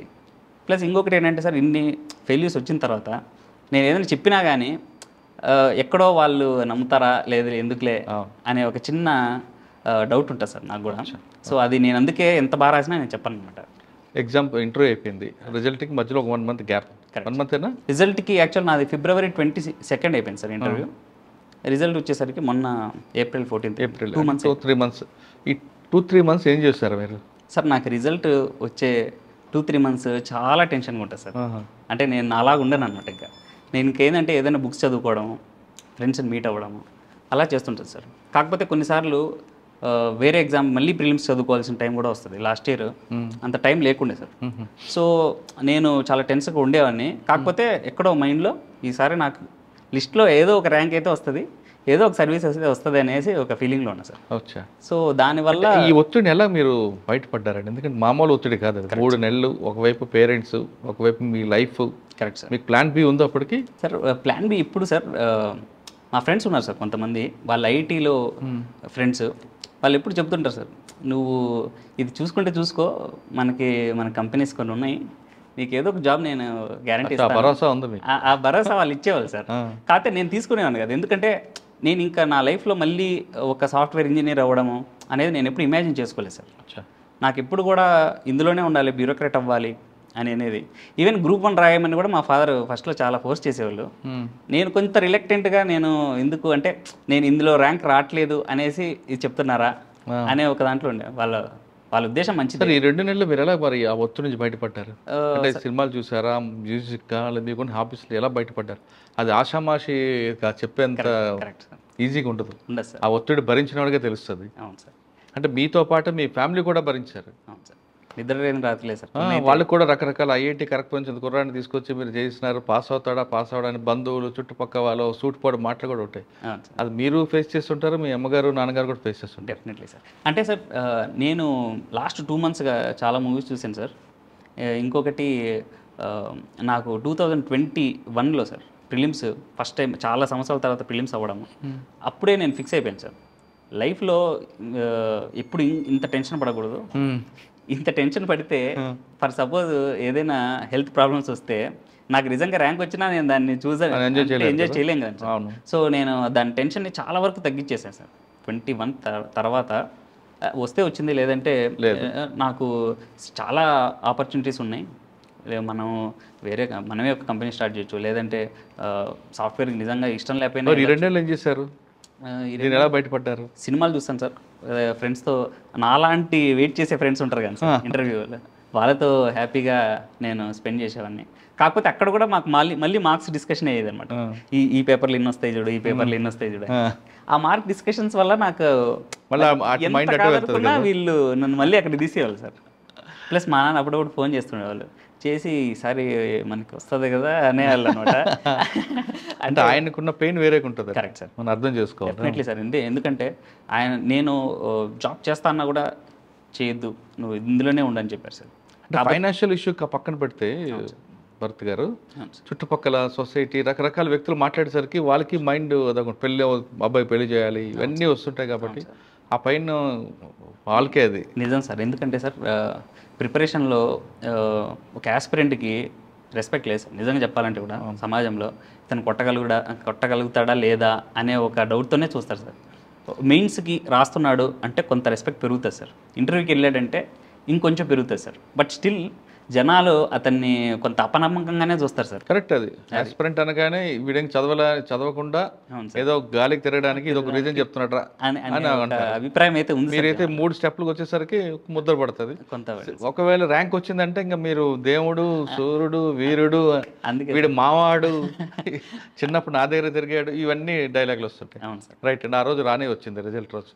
ఎక్కడున్నారు? ఆ రోజు ఎలా జరిగింది? ఆ రోజు నిజంగా చెప్పాలంటే బాలత మేడం గారు నాకు బాగా పరిచయం సార్. 2022 నుంచి ఇంటర్వ్యూ అప్పటి నుంచి మెంటర్ సార్. ఆవిడ నాకు ఒక వీడియో పంపించారు సార్. ఆ వీడియోలో ఏం చెప్పారంటే సార్, రేపు ర్యాంక్ వస్తే ఎలా నువ్వు ఫీల్ అవుతావో ఇవాళ రాత్రి కూడా అలా ఇమాజిన్ చేసుకొని నువ్వు నిద్రపో, అది నిజంగా జరగచ్చు అనే ఒక మెసేజ్ సార్ అందులో ఉంటుంది. నేను నిజంగా ఊహించాను సార్, అట్లా ఇమాజిన్ చేసుకున్నా రేపు వస్తుంది ర్యాంక్, నేను వస్తే ఎలా రియాక్ట్ అవుతాను అనేది ముందే ఒకసారి రిహార్సల్ లాంటివి చేసుకొని నిద్రపోయాను సార్. ఆ రోజు యాక్చువల్లీ మా ఫ్రెండ్ ఫోన్ చేసి వస్తుందంట, ఆ టెన్షన్ బిల్డప్ అయిపోయింది సార్ ఆల్రెడీ. అంటే ఆల్మోస్ట్ 2 రోజుల ముందు కూడా ఒకసారి వస్తుంది రిజల్ట్ వస్తుంది అని 2-3 రోజుల ముందు కూడా ఒకసారి వెయిట్ చేసాం. రోజంతా వెయిట్ చేసి కూడా రాలేదన్నమాట. సో వచ్చిన రోజైతే అసలు టిఫిన్ చేసేసి వెంటనే ల్యాప్టాప్స్, ఇక్కడ ఒక ల్యాప్టాప్, ఇక్కడ ఒకటి ఫోను 3 పెట్టుకొని వెయిట్ చేస్తున్నాం సార్. ఆ పీడిఎఫ్ ఎప్పుడైతే ఓపెన్ అయిందో దాంట్లో నెంబర్ కొట్టాలంటే భయం సార్. నెంబర్ ఉందా లేదా కొట్టాలంటే భయం. సెర్చ్ చేసేటప్పుడు ఒక్కొక్క అంకె కొడుతున్నా సార్. ఒక్కొక్క అంకె కొడుతుంటే చాలా అంకెలు ఉంటాయి సార్. 1 కొడితే చాలా 1లు ఉంటాయి కదా. సో ఒక్కొక్క అంకె కొట్టి 2 అని 1027146 అన్నది. 102 కొడితే 3 ఉన్నాయి సార్ పేర్లు. మూడోది కొడితే నా పేరు ఉండడం, నేను ఎక్కడో ఒక 900 సంథింగ్ లాస్ట్లో ఏదైనా ఉంటుందేమో అనుకున్నా సార్. ఒక 580 అని వచ్చేసరికి ఇంకా అంటే ఇక నేను మాట్లాడడానికి కూడా నాకు మాటలు లేవన్నమాట. మా ఫాదర్కి వెంటనే ఫోన్ చేశాను. తర్వాత మా మదర్కి, సిస్టర్కి, ఫ్రెండ్స్కి ఫోన్ చేసి చెప్పడం, అది ఇంకా నా కళ్ళ ముందరే అలాగా ఫ్లాష్ బల్బ్ మెమరీ అంటారు సైకాలజీలో, ఆ ఫ్లాష్ బల్బ్ మెమరీ లాగా ఉండిపోయింది సార్ అది. అచ్చా, ఆ రోజు ఫ్లాష్ బ్యాక్ మెమరీ ఎంజాయ్ చేశారు. మీకు ముందు రోజే మేడం చెప్పారు కాబట్టి ప్రిపేర్ అయి ఉన్నారు. అవును సార్. ఇన్ కేస్ రాలేదనుకోండి, అవును సార్. మీరు ఆ మూడ్లోంచి మరి ఎలా బయటపడతారు? లాస్ట్ ఇయర్ కూడా అదే సార్. అంత అంటే నేను లాస్ట్ ఇయర్ ఇంత ఎక్స్పెక్ట్ చేయలేదు, కాకపోతే వెంటనే మళ్ళీ ప్రిలిమ్స్ ఉంటుంది సార్. లాస్ట్ ఇయర్ అయితే ఇంకా చాలా ఘోరం ఏంటంటే ఒక 5 డేస్లో ప్రిలిమ్స్ వచ్చేసింది సార్. మళ్ళీ సెకండ్ మళ్ళీ ప్రిలిమ్స్ రాయాలి అంటే ఏడవడానికి కూడా టైం లేదు సార్, నిజంగా బాధపడడానికి కూడా టైం లేదు సార్. కాకపోతే ఈ ఇయర్ కూడా ఇన్ కేస్ నాకు అలా అయిన ఉంటే ఇంకా 2 monthsలో మళ్ళీ ప్రిలిమ్స్ వస్తుంది కాబట్టి మళ్ళీ ప్రిపరేషన్ మళ్ళీ స్టార్ట్ చేయాల్సి. ఓకే, 580 ర్యాంక్ వచ్చింది. అవును సార్. వచ్చిన తర్వాత ఊర్లకు వెళ్ళారు, అంత సన్మానాలు అన్నీ, ఆ ఎంజాయ్మెంట్ అయింది. ఒక్కసారి మనం వెనక్కి వెళ్దాం మరొకసారి. ఓకే. ఇప్పుడు మీరు సివిల్స్ వచ్చింది కాబట్టి 580 అయితే ఐఏఎస్ లేదా ఐపీఎస్. అవును సార్. ఐఏఎస్ అయితే మీ గోల్ ఏంటి? అవును సార్. అంటే ఏదో మీ మైండ్లో ఫిక్స్ అయి ఉంటుంది ప్లాన్ ఆఫ్ యాక్షన్. ఐపీఎస్ అయితే మీ యాక్షన్ ఏంటి? అంటే సొసైటీకి ఏం చేద్దామని మీరు మైండ్లో ఫిక్స్ అయ్యి ఉన్నారు? సార్ నాకైతే సార్ ఎప్పుడైనా ఐఏఎస్ అయి ఉంటే సార్ డెఫినెట్లీ నాకు అంటే ఛాన్సెస్ ఉన్నాయంటున్నారు. చిన్నప్పటి నుంచి నేను చూసింది, మా ఫాదర్ దగ్గర నుంచి నేను చూసింది ఎక్కువగా పేదరికం సార్. పేదరిక నిర్మూలన అనేది first priority sir. Second education, third health sir, agriculture sir. ఈ 4 సెక్టర్స్ అనే వాటిలో నాకు మెయిన్ ఫోకస్ ఉండబోతుంది సార్. అంటే వెళ్ళాలని చెప్పండి. పేదరిక నిర్మూలన సార్ ఫస్ట్ది, ఎడ్యుకేషన్, హెల్త్, తర్వాత అగ్రికల్చర్ సార్. ఫస్ట్ ఎడ్యుకేషన్ ఉంటే ఆటోమేటిక్గా అన్నీ సెట్ అయిపోతాయి కదా. Correct sir. కాకపోతే ఎడ్యుకేషన్ అనేది సార్ గ్రేట్ ఈక్వలైజర్ అంటారు మీరు చెప్పినట్టే. కాకపోతే it takes some time sir. అంటే ఒక 10 years 15 years పడుతుంది టైం లైన్. బట్ మనం పేదరికం అయితే మాత్రం చాలా ఇన్స్టెంట్గా మనం అంటే మీరు ఆ పావర్టీని ఎలాగ ఓవర్కమ్ చేస్తారు సార్? దీంట్లో ఏంటంటే సార్ ఇండియా అనేది అగ్రికల్చర్ సొసైటీ సార్. సో ఇందులో 60% వరకు అగ్రికల్చర్లోనే ఉన్నారు సార్ వర్కర్స్ కానీ ఇవి. సో వీళ్ళ ఇన్కమ్స్ పెంచే విధానాలు కొన్ని ఉన్నాయి సార్. సో ఇప్పుడు ఫర్ సపోజ్ మా ఫాదర్ కూడా వర్క్ చేసేవాళ్ళు 0 బడ్జెట్ న్యాచురల్ ఫార్మింగ్ అనేసి. సో ఈ విధానంలో మనము తక్కువ బడ్జెట్తోనే ఎక్కువ రాబడి అనేది తీసుకురావడం అనేది జరుగుతుంది సార్. సో దీంట్లో ఏంటంటే మనకు పెస్టిసైడ్స్, ఫర్టిలైజర్స్ వీటి మీద వెళ్ళే డబ్బులు చాలా వరకు సేవ్ చేసుకొని కొంత ఆర్గానిక్గా మనం పండించగలిగితే అట్ ద సేమ్ టైం మనకి మార్కెట్ వాల్యూ కూడా చాలా ఎక్కువ ఉంది. కాకపోతే ఏంటంటే సార్ ఎండ్ యూజర్స్కి, ఫార్మర్స్కి ఇంటిగ్రేట్ చేసే విధానాలు కొంత తక్కువ ఉన్నాయి సార్. అంటే ఎక్కువ మీరు రూరల్ డెవలప్మెంట్ మీద ఫోకస్ చేస్తారా? Definitely sir. ఎందుకంటే సార్ మన దేశం ఎక్కువ మంది ఆల్మోస్ట్ 66% రూరల్ సైడే ఉన్నారు. సో నాకు ఎప్పుడు కూడా ఆ బాటమ్ అప్ మెథడ్ అనేదే నాకు ఎప్పుడు నచ్చుతుంది సార్. ఓకే. ఇంక్లూజివ్ గ్రోత్ అనేదే my primary focus sir. Right. ఇంకా ఐపీఎస్ వచ్చింది అనుకోండి సార్. ఐపీఎస్కి వస్తే sir definitely it's a very challenging role sir. తర్వాత లా అండ్ ఆర్డర్ ఇప్పుడు డిఫరెంట్ పారాడైమ్ అవుతుంది సార్. మీరు చెప్పినట్టుగా ఇందాక మన డిస్కషన్లో కూడా సైబర్ క్రైమ్ గురించి మీరు చెప్పారు. So white collar crimes, cyber crimes, తర్వాత ఇంటర్నేషనల్ క్రైమ్స్. ఇప్పుడు బార్డర్స్ దాటిపోయి కూడా ఎక్కడో సమ్మన్ ఫ్రమ్ ఏదో సొమాలియా లాంటి కంట్రీ నుంచి కూడా ఆపరేట్ చేసి ఇక్కడ ఒక సైబర్ అటాక్ చేయొచ్చు. సో ఇలాంటి సిస్టమ్స్లో ఒక డిఫరెంట్ అంటే ఒక అడాప్టబుల్ టెక్నాలజీస్ కానీ, లేటెస్ట్ టెక్నాలజీస్ మీద అవేర్నెస్ పెంచుకోవడం కానీ, సో ఈ పద్ధతిలో నేను చేయడానికి మోస్ట్లీ. ఇంకొకటి ఏంటంటే sir friendly policing, community policing, ఈ విషయాల మీద కూడా దృష్టి పెడతారు సార్. సాధారణంగా పోలీస్ అనే వాళ్ళకి, పోలీస్ స్టేషన్ వచ్చేవాళ్ళు మన దేశంలో కానీ, మన రాష్ట్రంలో కానీ, మన గ్రామాల్లో కానీ 1 to 2% ఉంటారు. 100% పోలీస్ స్టేషన్కి ఎవరు రారు. అవును సార్. ఓకే. ఆ వచ్చే వాళ్ళ పట్ల పోలీసులు దురుసుగా మాట్లాడుతున్నారు అనేది ప్రజల్లో ఒక భావన. పోలీస్ స్టేషన్కి వెళ్ళాలంటేనే ఒక నామోషి అనుకుంటారు. ఎందుకంటే మీరు గ్రామీణ ప్రాంతం చూశారు కాబట్టి పోలీస్ స్టేషన్ వెళ్ళాలన్నా, చూడాలన్నా ఏదో నేరం చేసినట్లుగా, తప్పు చేసినట్లుగా భావిస్తున్న ఈ తరుణంలో అవును సార్ ఆ మచ్చని, ఆ భావాన్ని ప్రజల నుంచి దూరం చేయడానికి మీరు ఏమైనా ఆలోచిస్తారా? సార్ డెఫినెట్లీ మీరు చెప్పిన దాన్ని ఇప్పుడు ప్రజెంట్ సిచ్యువేషన్లో కొంత మారింది సార్. చాలా వరకు ఫ్రెండ్లీ పోలీసింగ్ అనేది తీసుకొచ్చారు. ఈవెన్ పోలీస్ వాలంటీర్స్ లాంటి సిస్టమ్ కూడా వచ్చింది. తర్వాత మహిళా పోలీస్ అనే సిస్టమ్ వచ్చింది. తర్వాత షీ పోలీస్ స్టేషన్స్ ఇలాంటివన్నీ కూడా వస్తున్నాయి సార్. సో దానివల్ల కొంత పెరిగింది sir. At the same time నేను అనుకోవడం ఏంటంటే సార్, పోలీసులు చాలా స్ట్రెస్ఫుల్ ఉంటారు సార్. ఎందుకంటే సిబ్బంది తక్కువ ఉంటారు, వాళ్ళు చేయాల్సిన పనులు చాలా ఎక్కువ ఉన్నాయి సార్. రైట్. అంటే మనకు తీసుకుంటే మనకు కావాల్సినంత మంది పోలీసులకి హాఫ్ లేదంటే 33% మనం ఆపరేట్ చేస్తున్నాం సార్. కొంత అది పెంచగలిగితే సో దట్ వాళ్ళకు కూడా ఆ స్ట్రెస్ఫుల్ లైఫ్ నుంచి కొంచెం రిలాక్సేషన్ ఉండి వాళ్ళ లైఫ్లో రిలాక్సేషన్ ఎప్పుడైతే ఉంటుందో అది ఆటోమేటిక్గా వర్క్లో కూడా రిఫ్లెక్ట్ అవుతుంది అనేది నా ఫీలింగ్స్. అంటే మ్యాన్ పవర్ పెంచమంటారా? మ్యాన్ పవర్ ఉన్న మ్యాన్ పవర్ ద్వారానే మీరు అనుకున్న సర్వీసెస్ అన్ని పబ్లిక్ ఇస్తారా? రెండు చేయాలి సార్. ఎక్కడైతే మ్యాన్ పవర్ రిక్వైర్మెంట్ ఉందో డెఫినెట్లీ అది పెంచాలి సార్. ఇంకొకటి ఏవైతే పనులు మనం ఈ గవర్నెన్స్తో చేయొచ్చు, అవి అవుట్సోర్స్ చేయడం, సో దట్ మ్యాన్ పవర్ అనేది చాలా ఆప్టిమల్గా యూటిలైజ్ చేసుకోవడం అనేది ఆ రెండు థింగ్స్ మనం ప్యారలల్గా తీసుకెళ్ళాలి. ఓకే, మీరు బ్యూరోక్రాట్ అవుతున్నారు, మీకున్న పాలసీ మ్యాటర్లు అన్నింటిలో కూడా పొలిటీషియన్ సహకారం లేకపోతే జరగవు. ఇక్కడ అంతమంది అందరు పొలిటీషియన్స్ మీకు సపోర్ట్ చేస్తారని కూడా అనుకోవడం కూడా పెద్ద తప్పు. సహకరించిన పొలిటీషియన్ మీరు ఏ విధంగా వాళ్ళతో పనిచేస్తారు? అంటే డిప్లొమాటిక్గా వెళ్తారా, లేదు రూడ్గా వెళ్తారా, లేదు as per rule of law అనుకుంటూ వెళ్తారా? నేనైతే సార్ పొలిటీషియన్స్ని లేదంటే ఎగ్జిక్యూటివ్ ఏదైతే ఎగ్జిక్యూటివ్ మెంబర్స్ ఈ రెండింటిని డిఫరెంట్గా అయితే చూడండి సార్. ఎందుకంటే ultimately we are giving the people what they require, వాళ్ళ యాస్పిరేషన్స్ మనం ఫుల్ఫిల్ చేయాలి. సో అందులో పొలిటీషియన్స్ది యాక్చువల్గా ఎక్కువ మేజర్ పాత్ర ఉంది సార్. ఎందుకంటే వాళ్ళు పీపుల్స్ యాస్పిరేషన్స్ని తీసుకొచ్చి వాళ్ళు పీపుల్ మ్యాండేట్ ఉంది కాబట్టి, అంటే పొలిటీషియన్ అనే వాళ్ళ వెనక ఎంతోమంది ప్రజలు ఉన్నారు సార్. అంటే మనం పొలిటీషియన్స్ రెస్పెక్ట్ చేయడం అంటే it is respecting people. So వాళ్ళ అభిప్రాయాలు అనేది డెఫినెట్గా తీసుకుంటాం సార్. కాకపోతే మీరు చెప్పినట్టుగా రూల్ ఆఫ్ లా అనే దాన్ని మించి మనం చేయకూడదు, ఎందుకంటే రాజ్యాంగం అనేది అల్టిమేట్. సో ఆ రాజ్యాంగ పరిధిలో మనం ఎంతవరకు వీలైతే ప్రజల ఆస్పిరేషన్స్ ఫుల్ఫిల్ చేయడానికి నేను డెఫినెట్లీ ట్రై చేస్తాను. ఓకే, సాధారణంగా ప్రతి కుర్రాడు పోలీస్ అనగానే, ఐపీఎస్ అనగానే సినిమాలో చూపించినట్లుగా దగ్గర కట్టింగ్, జీరో కట్టింగ్, మధ్యలో చూపిస్తూ సినిమాలో లాగా తయారై వెళ్దాం చేద్దాం అనుకుంటారు. మీరు ఆ విధంగా అనుకుంటున్నారా, లేదు యూనిఫామ్ వేసుకొని ప్రజలకు ఏం చేయాలి, మనకి బుక్ ఏం చెప్తుంది, బ్లూ బుక్ ఏం చెప్తుంది, దాని ప్రకారం చేయాలనుకుంటున్నారా? సార్ నేను ఎప్పుడు sir governance with human face, governance ఎటువంటి ఏ రంగంలో ఉన్నా సార్, ఐఏఎస్ ఐపీఎస్ ఏది, హ్యూమన్ ఫేస్ అనేది వెరీ ఇంపార్టెంట్ సార్.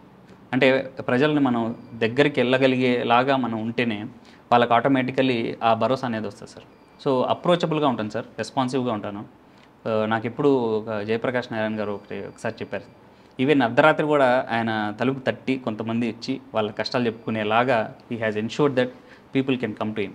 సో అలాంటి ఒక బ్యూరోక్రాట్ అవ్వాలనేదే నా ఆశయం సార్. కానీ కొంతమంది ఆఫీసర్లు ఏం చెప్తారంటే, ఐపీఎస్ అనే ఆఫీసర్ మజిల్ పవర్ కాదు బ్రెయిన్ పవర్ యూజ్ చేయాలంటారు. మీరు దాన్ని ఒప్పుకుంటారా? డెఫినెట్లీ సార్, ఎందుకంటే ఛాలెంజెస్ చాలా రోజు రోజుకి డిఫరెంట్ డైమెన్షన్స్ ఆఫ్ ఛాలెంజెస్ వస్తున్నాయి సార్. సో దానికి డెఫినెట్ స్మార్ట్ వర్క్ అనేది very important sir. At the same time మీరు చెప్పినట్టు ఈ కంపాషనేట్ పోలీసింగ్ అది కూడా రెండు బ్యాలెన్స్ చేసుకోవాలి sir. It is about heart and also mind, రెండు they have to go together. Okay, police స్టేషన్కి వచ్చిన వాళ్ళ మహిళల పట్ల చాలా దురుసుగా ప్రవర్తిస్తుంటారని కొంతమంది పోలీసులు ఉంటారు. కొంతమంది మహిళలు మాత్రం మాకు ఇన్స్టెంట్ జస్టిస్ కావాలని వస్తారు, మాకు కోర్టులు వద్దు, కేసులు వద్దని. అవును సార్. అప్పుడు మీ డైవర్షన్ ఎలాగుంటుంది సార్? ఏదైనా సార్, ఇప్పుడు జస్టిస్ అనేది డిలే చేస్తే ఇట్ ఈస్ జస్టిస్ డినైడ్ అంటారు సార్. అంటే మనం ఎంత డిలే చేస్తే ఆ వచ్చిన జస్టిస్ అనే దానికి వాల్యూ అంత తగ్గిపోతూ ఉంటుంది. At the same time justice అనేది మనం ఫోర్స్ చేస్తే అది రాంగ్ సైడ్ కూడా వెళ్ళేదానికి అవకాశం ఉంది సార్. అందుకే ఒక ఆప్టిమల్ టైం పీరియడ్ అనేది, ఇప్పుడు కొన్ని చట్టాల్లో 2 months చేశారు, 3 months దిశ చట్టంలో కూడా కొన్ని టైం లైన్ పెట్టారు కదా సార్. సో ఆ టైం లైన్ ప్రకారంగా మనము జస్టిస్ అందించగలిగితే ఆ ఇన్స్టెంట్గా ఆ కోపం ఉండదు సార్ డెఫినెట్లీ. కాకపోతే ఆ కోపం అనేది మనకి ఆ ప్రాసెస్లో మనం దాన్ని మ్యానిపులేట్ చేసి త్వరగా చేసేయడం వల్ల కాన్స్టిట్యూషనల్ ప్రిన్సిపల్స్ వీటన్నిటిని మనం భంగం కలిగించిన వాళ్ళమైతే అది ఒక సస్టైనబుల్ సిస్టమ్ కాదు సార్. మనం ఎప్పుడైతే మనం రాజ్యాంగాన్ని కాపాడతామో అది మనల్ని కాపాడుతుంది. మనం ఎప్పుడైతే మనము మన స్వప్రయోజనాల కోసమో లేదంటే కొంత త్వరగా రావాలనే ఆవేశంతోనే మనం చేస్తే అది సస్టైనబుల్ సొల్యూషన్ కాకపోగా అది ఇన్ఫ్యాక్ట్ ఆ ఒక్క పర్టికులర్ ఇన్సిడెంట్లో జస్టిస్ జరగచ్చేమో కానీ అది ఒక మంచి సిస్టమ్ లాగా మనం ఎమర్జ్ చేయడానికి ఛాన్సెస్ తక్కువ ఉంటాయి. అంటే షార్ట్ డెసిషన్ వద్దంటారు, షార్ట్ డెసిషన్ ప్రాసెస్లో కావాలి. రైట్, మీకు ఇప్పుడు ఐపీఎస్ ర్యాంక్ వచ్చింది. అవును సార్. రోస్టర్లో హోమ్ కేటర్ కాకుండా వేరే స్టేట్ వచ్చింది అనుకుంటా, వెళ్తారా? Definitely sir. అంటే దేశం అనేది అంతా ఇది మనం విభజించుకున్నాం కానీ స్టేట్స్గా మనందరం భారతీయులమే అనేది నాకు డెఫినెట్లీ ఉంటుంది సార్. సో ఏ స్టేట్ వచ్చినా, అది మహారాష్ట్ర కానీ లేదంటే ఈవెన్ నార్త్ ఈస్ట్ వచ్చినా కానీ నాకు అసలు ఏ డిఫరెన్స్ లేదు సార్. కరెక్టే. ఇప్పుడు సాధారణంగా ఇలాగే చెప్తుంటారు. ముస్సోరి వెళ్ళిన తర్వాత మీ బ్యాచ్మెంట్స్ అందరితో ఇంటరాక్ట్ ప్రోగ్రామ్ ఉంటుంది. అందులో మీ స్టేట్కి సంబంధించిన వాళ్ళు, అంటే మన హోమ్ క్యాటర్కి సంబంధించిన ఎవరో ఒక అమ్మాయి సెలెక్ట్ అయింది అనుకోండి, లేదు ఆ అమ్మాయికి సంబంధించిన స్టేట్కి మీరు వెళ్ళడానికి ఈ మ్యూచువల్ ట్రాన్స్ఫర్ పెట్టుకొని హోమ్ క్యాటర్లతో వాళ్ళతోనే సంబంధాలు చేసుకుంటుంటారు. అటువంటివి వెళ్తారా సార్? అవి క్యాడర్ బేస్ మ్యారేజ్ మీరు చెప్పినట్టు అలాంటి ఉద్దేశంతో పెళ్లి చేసుకున్నారో లేదో నాకు తెలియదు సార్. కాకపోతే నా ఉద్దేశం ప్రకారం అయితే సార్, మ్యారేజ్ అనేది ఇట్స్ 2 individuals చాయిస్ సార్. వాళ్ళ లైఫ్లో డిఫరెంట్ ఆస్పెక్ట్స్ వాళ్ళు బేరీజ్ వేసుకొని ఒక పర్సనల్గా తీసుకోవాల్సిన చాయిస్. ప్రొఫెషనల్ రిక్వైర్మెంట్స్ పెట్టుకొని దాన్ని అలా చేసుకోవడం అనేది నాకు I'm very against to that అనమాట. అచ్చా, సరే నాగభరత్ ఐపీఎస్ అనుకుందాం కాసేపు. Okay sir. ఐపీఎస్కి ఐఏఎస్ కావాలా, ఐపీఎస్ అమ్మాయి కావాలా, లేదా సాఫ్ట్వేర్ అమ్మాయి కావాలా, లేదు ఇంట్లో అమ్మా నాన్నని చూసుకునే వైఫ్ కావాలా? అసలు పెళ్ళి ఎప్పుడు? సార్ సాఫ్ట్వేర్ అమ్మాయి కూడా ఇంట్లో అమ్మా నాన్నని చూసుకోవచ్చు సార్. అంటే ఆమె చూసుకోవచ్చు, కానీ సేమ్ ప్రొఫెషన్ చూసుకోలేరు కదా. Correct sir. కాకపోతే కొంత నాకైతే ఏంటంటే సార్, వర్కింగ్ ఉమెన్ అయితే వాళ్ళు ఇండిపెండెంట్గా ఉంటే మనం డిఫరెంట్ ఎక్స్పీరియన్సెస్ షేర్ చేసుకోవచ్చు. రైట్. సో అలా ఒక డిఫరెంట్ ఫీల్డ్లో ఉంటే కూడా we can communicate different matters. So అలాంటి ఒక క్రాస్ పాలినేషన్ ఆఫ్ ఐడియాస్ ఉంటే నాకు definitely I'm more interest. Sir ఎప్పుడు నాగభరత్ మ్యారేజ్? సార్ క్యాటర్లో జాయిన్ అయిన తర్వాత, లేదు ముందేనా, లేదా ఆల్రెడీ మీ మనసులో ఎవరు ఉన్నారా? నాకు అలా ఏం లేదు సార్ ఇప్పుడు ప్రెజెంట్. అమ్మా నాన్న చూసే సంబంధమేనా? అంటే నేను ఇంకా ఏం అనుకోలేదు సార్ మ్యారేజ్ గురించి. వన్స్ సర్వీస్ జాయిన్ అయిన తర్వాత if at all it happens. Right. Final question చెప్పండి. ఇప్పుడు వస్తున్న జనరేషన్ యాస్పిరెంట్స్ అందరికీ మీరు ఇచ్చే మెసేజ్ ఏంటి? నా ఒపీనియన్ ఏంటంటే sir, 2 things very important sir. First thing ఏంటంటే సార్, పేషెన్స్. ఈ ఎగ్జామ్ ఈవెన్ ఫస్ట్ అటెంప్ట్ కొట్టే వాళ్ళు కూడా ఆల్రెడీ ఆ అటెంప్ట్కి ముందు ఒక 1 year 2 years చదువుంటారు సార్. తర్వాత ఈ మొత్తం ప్రాసెస్ అయ్యేసరికి కూడా ఒక 1.5 year ఈజీగా పడుతుంది, 2 years ఈజీగా పడుతుంది సార్. సో తీసుకుంటే ఒక 3 years అనేది వాళ్ళు స్పెండ్ చేయాల్సి ఉంటుంది. సో ఈ 3 years అనేది పేషెంట్గా వాళ్ళు వెయిట్ చేయాలి. ఇంకొంతమందికి ఇంకొంత ఎక్కువగా కూడా పట్టచ్చు. So patience is very important. At the same time మనం ఎంత పేషెంట్గా ఉన్నా, ఎంత హార్డ్ వర్కింగ్ చేస్తున్నా రిజల్ట్ అనేది ఆటోమేటిక్గా రాదు sir. It is all about structure sir. Structure of answering the question, structure of prelims preparation. So ఏదైతే స్ట్రక్చరల్గా చేస్తామో, ఏదైతే సైంటిఫిక్గా చేస్తామో, సిలబస్ని అర్థం చేసుకొని, క్వశ్చన్స్ని అర్థం చేసుకొని, మెంటర్షిప్ని మనం తీసుకొని, సో ఈ థింగ్స్ని మనం ఒక సైంటిఫిక్ వేలో అర్థం చేసుకొని అది ఎగ్జామ్ అనేది మనం ఇవ్వగలిగితే డెఫినెట్లీ రిజల్ట్ ఉంటుంది sir. It is not about anything else. It is understanding the exam in it's rights in sir. Okay. Civil సాధించాలంటే కేవలం బుక్స్ చదవడమే కాదు, దానికి ఒక ప్లాన్ ఆఫ్ యాక్షన్ ఉండాలి. ముఖ్యంగా ఓర్పు అనేది ఎక్కువ కావాలంటున్నారు నాగభరత్. అతను దాదాపు 7 సార్లు రాసినా ఎక్కడ కూడా కుంగిపోకుండా సాధించాలనే పట్టుదలతో ఉన్నారు కాబట్టి ఈరోజు 580 ర్యాంక్ సాధించారు. మీరు కూడా సాధించాలంటే కేవలం మీలో బుక్స్ ఒకటే కాదు, మీ అనుభవం తీసుకోండి, మీకు ఎవరో ఒక మెంటర్ పెట్టుకోండి, ఒక స్ట్రక్చర్ ఫ్రేమ్ పెట్టుకుంటే ఖచ్చితంగా మీరు కూడా సివిల్ సాధిస్తారు. నాగభరత్ లాగా మంచి ర్యాంక్ సాధిస్తారని ఆశిద్దాం. నాగభరత్ ఎక్స్క్లూజివ్ ఇంటర్వ్యూ ఇది. మరో గెస్ట్తో మళ్ళీ కలుద్దాం. అంతరం నమస్తే. Thank you Nagabharat. ఇదే గోల్తో ముందుకు వెళ్ళి మంచి పేరు తెచ్చుకోండి. Thank you sir. తెలుగు వాళ్ళు ఎక్కడున్నా బాగా పని చేస్తారని పేరు కూడా రావాలి. Definitely sir. ఐ డ్రీమ్స్కి నన్ను పిలిచినందుకు కూడా ధన్యవాదాలు సార్. Thank you.